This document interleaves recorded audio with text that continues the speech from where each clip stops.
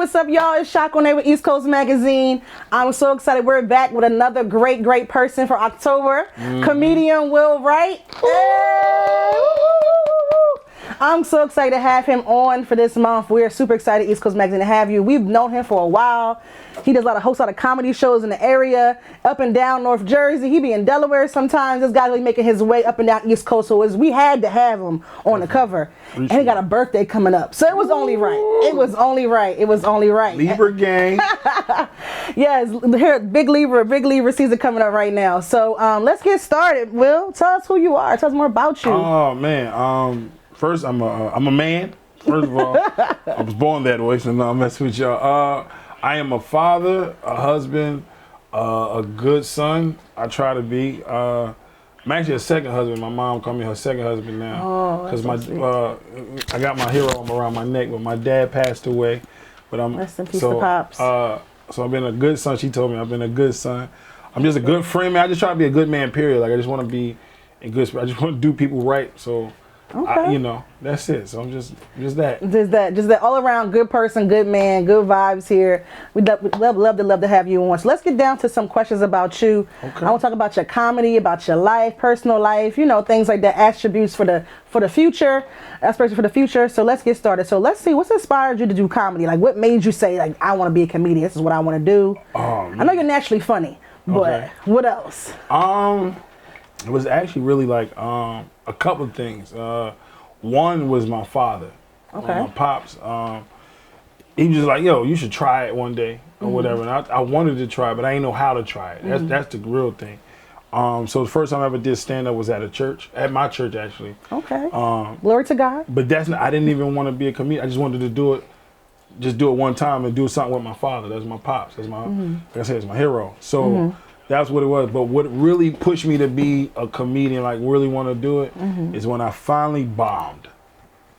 When it was a bad show? Like when I did, I sucked. Oh, man. And my first couple times I did pretty good. But when I really sucked at it, like it was like, whatever, like my little charm didn't get me over the hump. Yeah, it was like, so all right, I can't lose.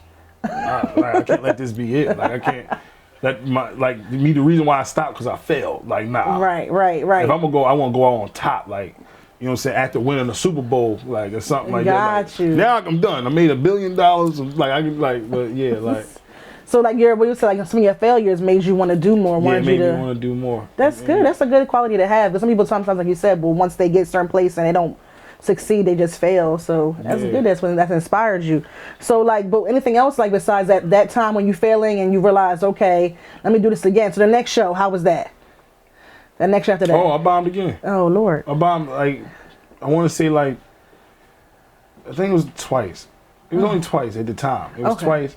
The next week I did okay, so I kind of felt a little bit better. Okay. No, it was really pretty good. Like compared to the other ones, it was really good. Okay. But then it just like around that same time, I just got better because I started working that muscle and started understanding certain things. Okay. So then I was like, yeah, you know what? I can really do this. Like this is my gift. Okay. Like this is my purpose. So, okay. So you definitely feel like when you're on that stage in front of all those crowds, someone like me who'll be nervous, I'll be nervous about all the people, like so making them laugh, especially the tri-state area. It's a rough crowd out here. Definitely. It's a rough crowd. So you would say what things did you use the next time? What are some things you told yourself that you had to improve on? Did you have like a sit down with yourself and I in a room? I need to work on. If I told you my secret, you wouldn't believe me right away. Oh man, I don't want you to hurt me. No. It's not one of those secrets. I kind of hope you take it. Okay. Okay. Some knowledge. Drop some knowledge. You ready? Yeah, I'm listening. I prayed. Oh.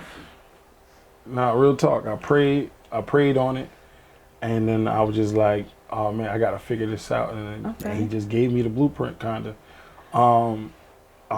It was also a little mixture of other little things that started understanding. So the 2 weeks I bombed, the same white guy came up, dry ass comic. He was super dry, but super hilarious. Okay. And he told this one joke, and it changed my my thinking process of comedy. Okay. So he said the joke was my dad walked out on me and my mom after walking in on me and my mom.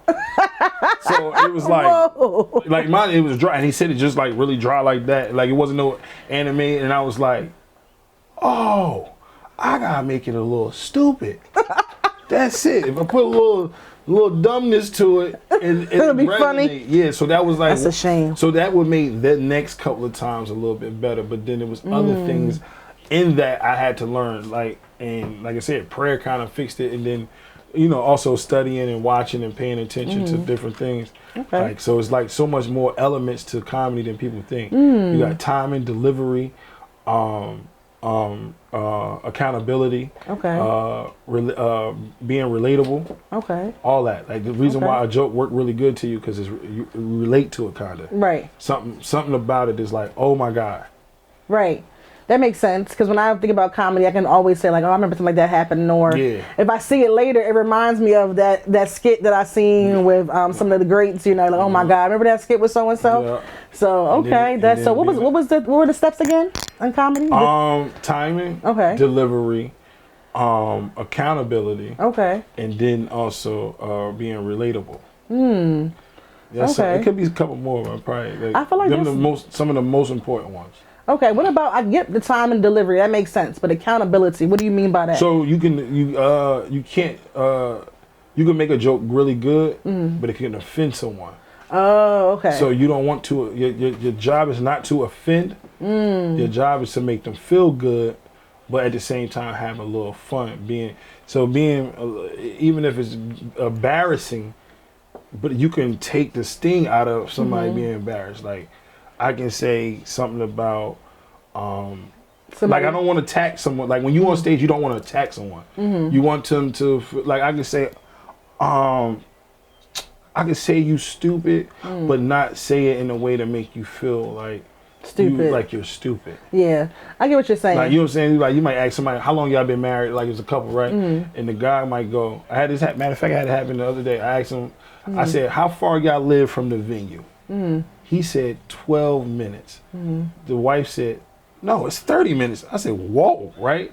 I said, so what do you do for a living? He said, I'm a doctor. I said, oh, I'm not letting you cut on me. Like, so it's like I'm not really offending him, Right. but I'm just like pointing out the obvious. Yeah, like So you I'm don't like, have good timing. You don't got good timing. Like, if you don't know you live 30 minutes versus 12, you gonna cut me open. In the wrong spot. You supposed to do 2 inches, you did 12. Like, you know what I'm saying? Like, so it's just like so I'm not offending him technically, but I'm also like just poking fun at him not answering it correctly. Right. So it's like you don't want to offend. Like I don't care. Like it's a lot of stuff, politics and stuff like that. Right. Like people get offended by some of this Right. stuff. You just got to find a way, either to if you're gonna touch it tastefully and not be offensive. That's why people get upset.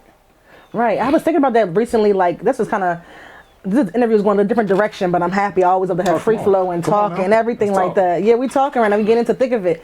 The comedians nowadays, a lot of them I feel like are getting censored. So like, how do you feel about that? They're like censoring their words. Where I felt at one point comedians didn't. They could kind of say, like you said, but now like the Dave Chappelle thing and who else? Kevin Hart apologized. Something like 2008 he had to apologize from. So like, what do you think about that? I mean, because you just said accountability, so I'm yeah. So it's like at the moment, like I said, at the moment, some things you can control, some things you can't control.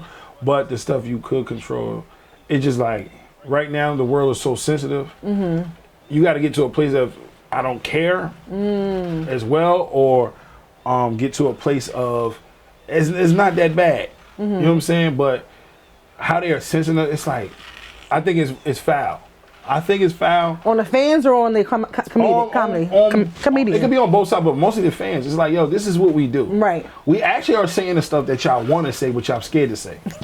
No, for real. That's Most true. times, like that's you know what I'm saying. We say the stuff that you really want to say, but sometimes it's just expressing. It's not really trying to harm somebody. Right. On some of it, but you know, if it do pan out that way, it's like. Yeah, we could be apologetic and be like, yo, I'm sorry, I'm not trying to offend you, but I meant what I said. But it's just hard now because everybody want to cancel somebody or try to say, like, yo, you really think that already? Like, you just want to, that's your job to cancel people. That's what you bored at the house or something like that. Or so that's what they do. They just cancel. They got time. Cancel people for no reason sometimes. So, but yeah, it's like I said, the accountability is everything, but it's just so hard you know, because you got so much. So some stuff is so funny, Right. but it's gonna hurt someone. You gotta be like, damn, I can't do it.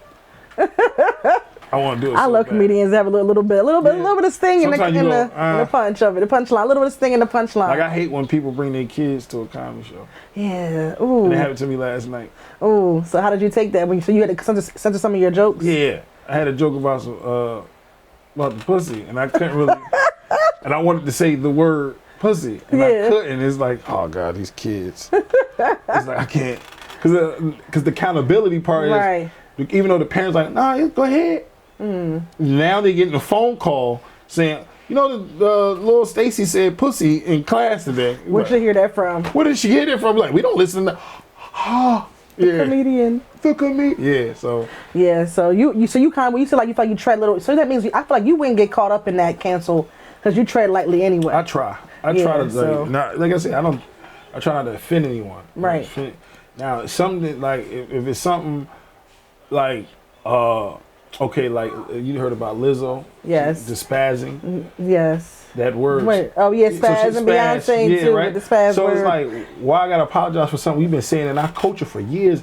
Never never even thought about it in the way y'all talking about it. We talking about it in a way of having fun, tripping out, like or whatever. I didn't know that was a term. So let's stop. Whatever. So what happened was, y'all. So Lizzo and Beyonce. Because let's go back. So we might know what we're talking about. Yeah. But he made a great point about accountability and how the artists now, or it's hard to say certain things because people, like you said, want to cancel you. They attaching it themselves to something that like. We never know that was a bad term. Right. In that manner. So basically, since, American culture is definitely always goes across all different genres. America kind of runs the media world and the artistry world. We get a lot of artists here. England is the European countries, and their culture, spaz is a term like saying retard. You don't say retard, you might say mentally disabled. We don't say retard. So spaz, other word, is like saying retard in their culture. So they were attacking them. More European art fans are attacking Beyonce and Lizzo because of that, and it triggered over to our culture because they didn't remove the word. So as you said, we've been saying in our culture for forever. Yeah, so forever. But because now these artists, especially you think about Lizzo, she's up and coming. You wouldn't think, but other cultures are now affecting how we say things, and it brings to it a sense of we have freedom of speech here. So that's what they tell us. That's what they tell us. That's what we have. East Coast Magazine. You just said pussy, so we got freedom of speech. Yeah, here. But at the same time, that is very true. So accountability is a big thing in how people are trying to cancel people. But I don't think that's something that we should definitely have to deal with. In our time, I feel like we should let people say, like you said, comedians, y'all the ones that make the jokes out of the bad situations, out of the stuff that, that hurts, Yeah, definitely. So I know a lot of comedians, a lot of things happen in the public, comedians make a joke about it. It makes you laugh. It's sad, but it makes you laugh. You know what's funny? What? Don't some words got more than one meaning? That's true. Right? Some words got more than one meaning. Correct. So why we can't have our meaning? You get what I'm saying? Why can't we have our meanings? It's like, oh no, but still. That first meaning is I'm not talking in that manner. That is very true. I guess if you want to sell tickets, if you want to comedy tickets or sell out arenas doing music, you gotta be careful. You gotta tread lightly. Have the accountability, like you said. Yeah. So I want to talk about something else. Your stage name. Talking about you in comedy. Your stage name. What is the stage name though?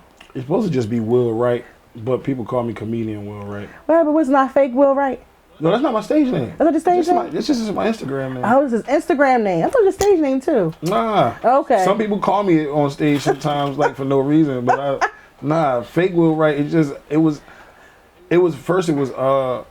Will Almighty because I did music at first. What? So I made beats and stuff for a little while. Okay. And then I changed. I was like, I want to change my Instagram name so bad, and I couldn't. I was like, I don't know what I want to change to it. And then I finally changed.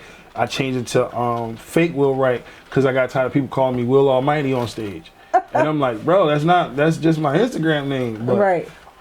Fake. I just felt like when I changed it to fake Will Wright, it was a conversational piece. Yeah, it's like, yo, why are you calling yourself fake? You know what I'm saying? Yeah. So why are you calling yourself fake? 2 reasons. And then almost the same reason. A lot of people that got I'm the real such and such. You mean them, they so fake. So I just wanted it to be the opposite. And then plus my little brother rap or whatever, and his song actually is in my bio. If everyone is real, I'm the fakest one in the building, and it was the same concept. So I was like, yeah, I'm gonna keep that. Okay, I like that. If everyone is real, I'm the fakest one in the building. If everybody real, yeah. You want to be the opposite, everybody. Be the opposite, because they not real. I'm not real, man. Everybody trying to be weird and everybody trying to be indie. They not really like that. Not really. I want to be normal now. Because everybody is the opposite. That's it. You know what I'm saying? All right. So, what would you say, like, you drew some inspirations for your jokes? Like, what do you draw from for your me. And my family. My wife, my kids, my parents. Just experiences in life, just stuff like that. That's mostly it's pretty much stuff I go through for the most part. I got so much I haven't touched in, but the stuff I do touch in most of the time is just about my family. I tell people like these 98% of my jokes is like about me. Okay, the other they're 2%, personal. It's just more common stuff. Yeah, still me, but it's common. It's common. Yeah, Okay. anybody can have that. That makes sense. So that's why it makes your jokes relatable, because you're drawing off of yourself and what you're doing. You're not drawing off of something else that you've seen. Yeah. So like, what about your creative process that you go through? Do you like write stuff down, or do you do your jokes in front of your wife and see, hey, you know, like, is this funny, or do you kind of go out there and just shoot it out there and see what happens? I'm gonna say a little bit of that, and in the first part, no, I never wrote a joke down in a day in my life. What? I never wrote a joke, and I'll tell you the reason why. I have a learning disability. Okay. I'm dyslexic. Oh, so okay. I can't really spell right like that. I'm not good on reading a lot, really like that, or reading in public. That's the weird part. I host all the time, and like or whatever. But because of that, to me, that disability, I don't really write. Now I have wrote down premises. Okay. Something like, say I might want to get back to, something like that, because I don't want to forget the premise. But like to literally write down a joke I ever told on stage, I ain't never wrote a joke there in my life. You the Little Wayne of comedy. They said Little Wayne never wrote down none of his lyrics. Yeah, never wrote down none of his jokes. Or Jay-Z, you know what I'm saying? Jay-Z, neither one of them, right? Yeah, that, and then the other part when you say like my wife, I put like this. No, I don't really like sit there and be like, yo, what you think about this? No, not all the time. But I tell you this, the ones when I have done it in front of her or asked her what she think about it, those be some of the hardest hitting jokes ever. I be like, yo, that shit worked tonight. You said say it. That's why I said it. Man, she was like, nah. When she tell me if it's a good one, most of the time she tell me it's a good one, yeah. Yeah, pretty much. You'd be like, yeah, it'd be pretty good. Okay, that's good. That's good. So I feel like that's definitely, some people out here might want to be comedians. They watch you, can be inspiring some people. Yeah. So you see the elements of how to be a good comedian. You see how to, you know, do some creative process, where to draw from, be relatable. Yeah. So what about get a wife, get a girlfriend, get a partner. Yeah. You know, you want to be LGBTQ, get a partner too. Your partner. Get your partner. And you can bounce jokes off of them. Yeah. You know, kind of like we do here to ECM. We always bouncing jokes off of it. Not jokes, but you know, ideas. Yeah, have the brainstorm, so that way you can know how it's going to hit when you're dealing with someone. So I want to know about, so you say you host. You do comedy shows of your own, and you host. Yeah. Which one do you like the best? Ooh, I like hosting more. Okay. Why? But it don't matter whatever it is, because I get it. For one, to be real with you, I'm a stage whore. I love being on stage. Like, that is my element. I feel better up there. I feel like I have control of everything. That's my superpower. Like, just being on that stage. Like, and then if I forget a joke, I can go back up there and do it or something like that. Yeah. Or whatnot. I just like the element of being on stage. So I rather host because I get to go up there multiple times, right? Or whatever. But I don't like just doing comedy periods. Like I'm with it. Like that's the thing. Anything, but like hosting any event, I still get to show me. Like I still make people think funny. I mean, you come to an event. I do. I come to the R&B and Chill. Yeah, R&B and Chill. Shout out to the team. Yeah, Tone Raz. Shout out to him and his family. Yeah. So I'm I'm all funny on that, and I'm just having a good time. And Right. creating and just. You are funny. He is very funny. So. He's actually our first comedian ever on East Coast Magazine. First ever comedian. Come on. Clap for that. First comedian ever. Oh, man. I'm sure we can add some more claps to that. It's all good. Don't mind. Just, put it in post. Yes. So we're excited to have you because you have to be funny to be the first comedian ever. Like, Will is very funny and very relatable. And he will definitely call you out in the crowd. So definitely. Don't be careful how you look at him. Don't do nothing silly now. He'll call you out. I want everybody to have fun. Especially if I see you not having fun, I'm going to come fuck with you. Yeah, exactly. So you better have fun. Put your phone up. You with me tonight. You know what I'm saying? And he'll get his wife involved in the crowd. They be out there cutting up definitely. They be out there cutting up, okay? Yeah. So shout out to your wife as well, and to your family, to the kids and everything. Yeah. Let's talk about the family. Okay. So what's going on? So you and your wife, when did y'all meet? Okay. This is it's a cool story. It's a great story. I met my wife in the 3rd grade. What? 3rd? Yep. I met my wife in the 3rd grade. Time. I was her first boyfriend ever in life. Guessing you're only? In the 4th grade. No, not only. Huh? No, I was that's not the story we got to tell. But no, I was her first boyfriend in the 4th grade. She remember a little bit more than I do. Okay. She's like, you remember when you brought me roses? No, I don't. But I remember you being my girl or whatever. I remember going to Liberty Science Center trying to kiss her and some girl hating on us or whatever, stuff like that. So she ended up, so from 3rd to 8th grade, we was in the same class. But then 8th grade year, like in the beginning of 8th grade year, she left. So I didn't see her for a while or whatever. So I told my best friend at the time, shout out to Randy, yo, if you ever see Tasia Williams again, tell her I'm looking for her. That was literally my words. I promise you. It was like, we go to high school. I go to high school and everything. My best friend actually goes to a different high school. I went to a high school closer to home. And I think after my senior year, we moved to South Jersey. We moved to Willingboro, New Jersey. And I get a phone call, like a year after we graduated. I get a phone call. Said, can I speak to William Wright? I'm like, yo, whoever, this sounds good as hell. Who is this? Who is this? I said, who's this? She was like, this is Tasia Williams. I was like, hey, I've been looking for you. That was my response. She's like, yo, she's like, that's crazy you said that because Randy said the same thing to me. I was like, yeah. And hold up, let me go back. I actually, so hold up, the year I moved down here, before I moved, I seen her at a bus stop in my neighborhood. Oh, wow. And tried to go, instead, I don't know why my dumb ass didn't just park my car on that side of the street, on the opposite side of the street where I was at. I tried to go around the block and got caught on traffic and the bus came. The bus came already and she was gone. So I never thought it was her until I told her. I said, yo, was you in the such and such at this time? She was like, yeah, that was me. I said, nigga, I rode past you. And then, so fast forward, I get the phone call and she had a little situation. I took her from that situation. I'm sorry. Sorry. I'm a little thief when it comes to it. And the rest been history. History. So y'all built a life together. We've been together since that phone call. What year was that? 2007. Ooh. Yeah. So we in 2022 now. How many years? Ooh, that's going on what? Oh man, it's 15 years. Wow. 15, yeah. Black love, y'all. Love in general, black love. That's crazy. 15 years. Been married, what? Let's see. Before 13 years. Don't get it wrong now, because you're going to watch this. Don't get it wrong. I was going to add some numbers, but we got 13. Wow, that's a long time. And how many children y'all have now? Together we got 7. 7. 7. Yeah. Separate, you have more than that? Well, technically, my oldest she had her before I got back in the picture. Gotcha. But that's mine. I don't care. That's yours too. So that's 8. Yeah. No, it's 7. That's 7 altogether. That's what makes it 7. Oh, that's what makes it 7. Me and her, from our body together, we got 6. But she had a beautiful daughter before that. So you stepped up. Of course. That's good. That's what any man would. Of course. I talk. You wanted her anyway, so it didn't matter. Oh yeah.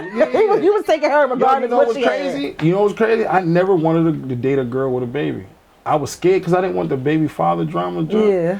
Guess what? I get along with my daughter's father. That is my guy. Oh, that's good. I love him. That's my guy. No, for real. No, listen, me and her, you know, we go through trials and tribulations. Yeah. She left me before. I left her. Oh.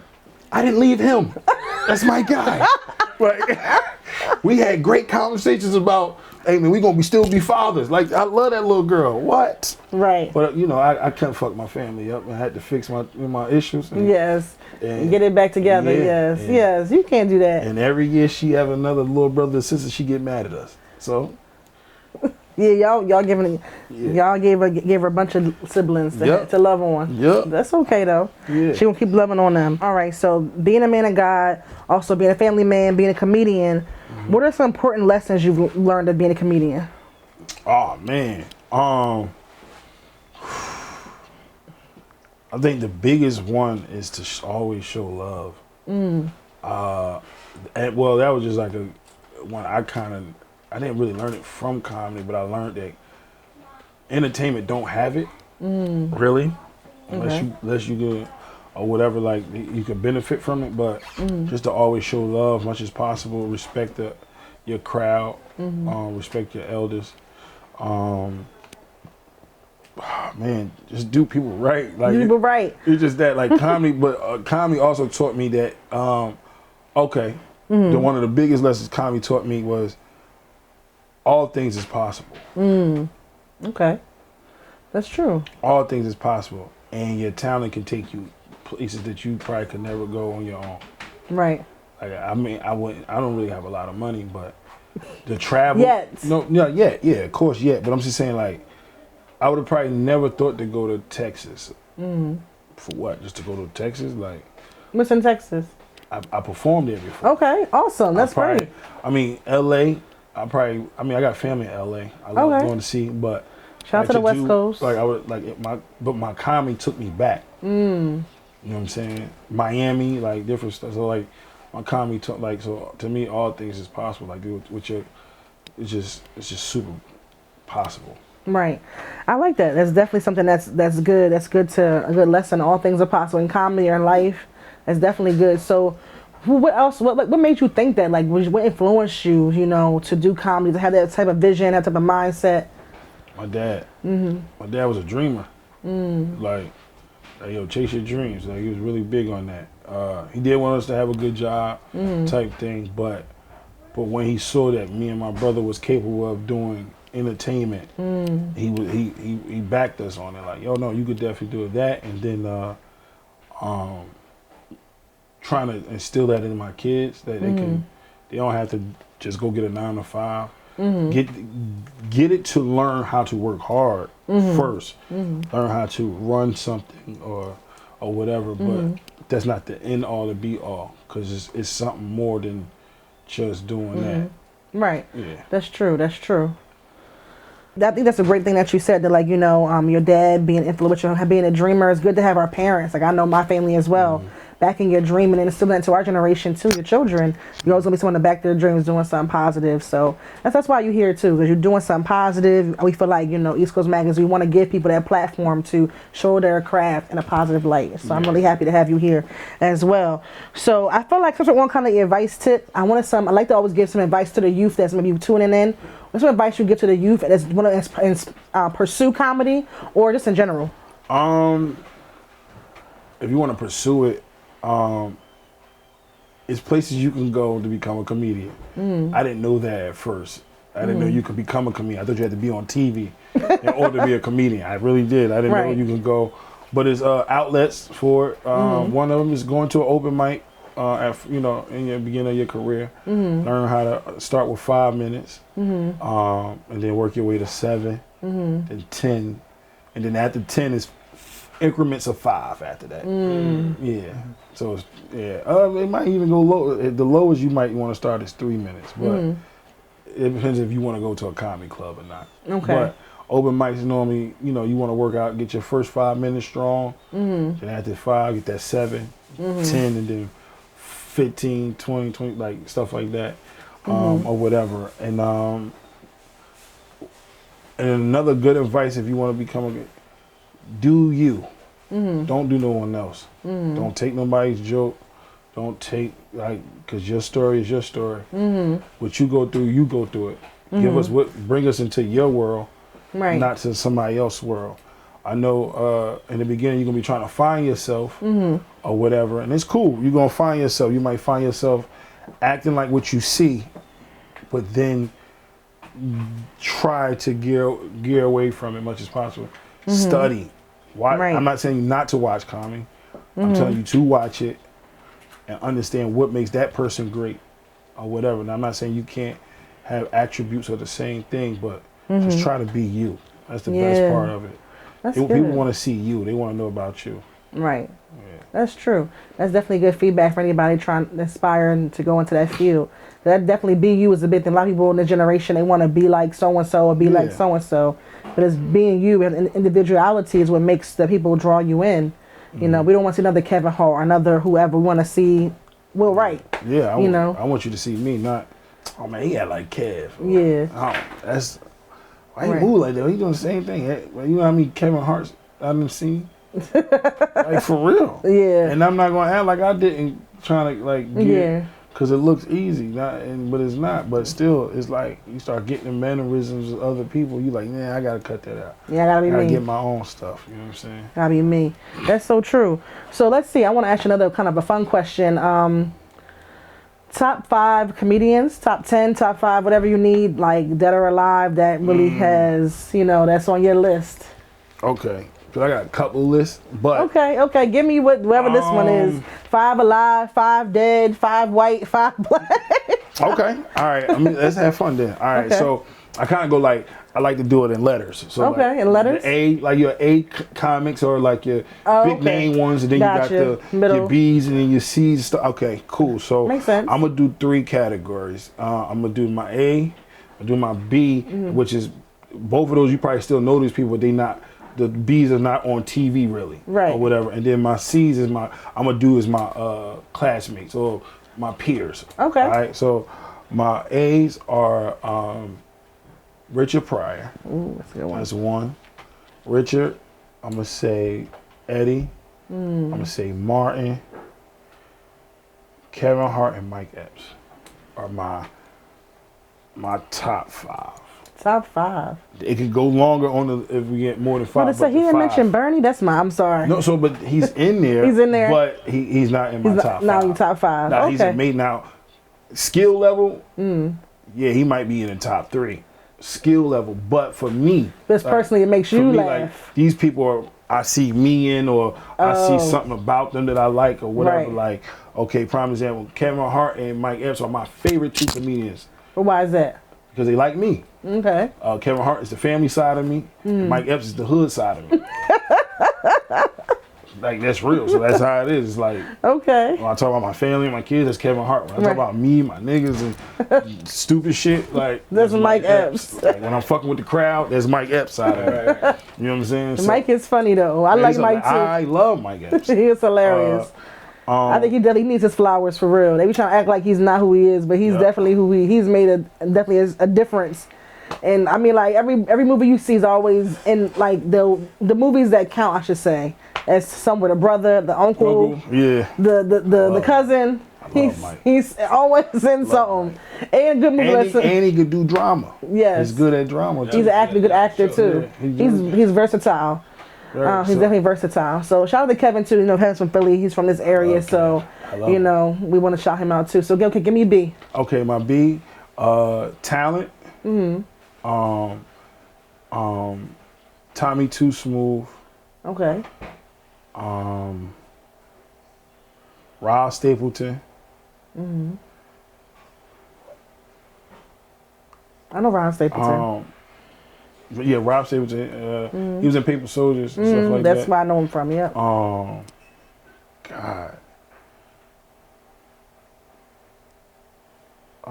You can keep going. You can go to see. I'm trying to think his name. I'm gonna say I gotta do one from Jersey. God, it's kind of like 2 guys actually. I'm gonna say Cool Bubba Ice. Okay. Shout out from Jersey. I'm gonna say Cool Bubba Ice, and this other dude named Jay the Comedian. Okay. They like from Jersey. So are the talent, Rob Stapleton, Cool Bubba Ice, Jay Comedian, and Tommy Too Smooth. Tommy Too Smooth. Yeah. Okay. Okay. And then the guy that's in my class that I bang with. That, all right. So I got a guy from Philly. His name is John Phillips. Okay. Another guy from Philly. His name is Hugh Brown. I got another guy. He's from Atlantic City. His name is AC? Zach Pickett. Yeah, from AC. He's a white boy. He's fucking phenomenal.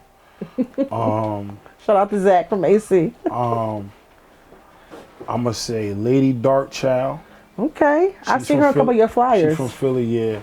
Cause I want to get I'm gonna get one from Baltimore. Okay. Her name is Stiletto, so I put two girls there. Stiletto. She's phenomenal. Okay. Phenomenal. So, and there's more, but it's just like those 5 people, right? And you. So yeah, of course me too, but you take me out. But so two of those guys, which is the first 2 I said, John Phillips and Hugh Brown, they both from Philly. There are 2 guys, and they walk in the room. For me, I'm just saying, for me, I got to fuck the room up. Because they're going to fuck the room up. Okay. So they're my iron. So, iron sharpens iron. I know they're going to kill. So that's them. Zach is I like Zach because he can do both rooms and kill both. You mean both rooms, like both black and white hood room comedy club. Like he can do it both. I gotta see him. And he's really phenomenal, and he just shows so much love. Like, is he better than what's the guy that's the white guy? Gary, is his name Gary Owens? Is he on that level? They different, but no. The different. I'm not gonna say no. I'm gonna say no because Gary's he's been doing it 20-something years. That's true. He's phenomenal. I thought he can do both rooms too. He probably can. Yeah. I don't know. I never seen him do anything but black stuff, but this is great.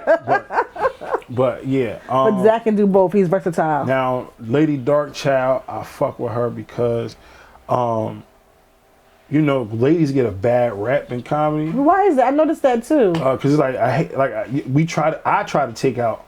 Oh no, she good for a female. Nah, she's good for a male. Like she's phenomenal. But she was the first female I seen that did jokes that had nothing to do about private parts.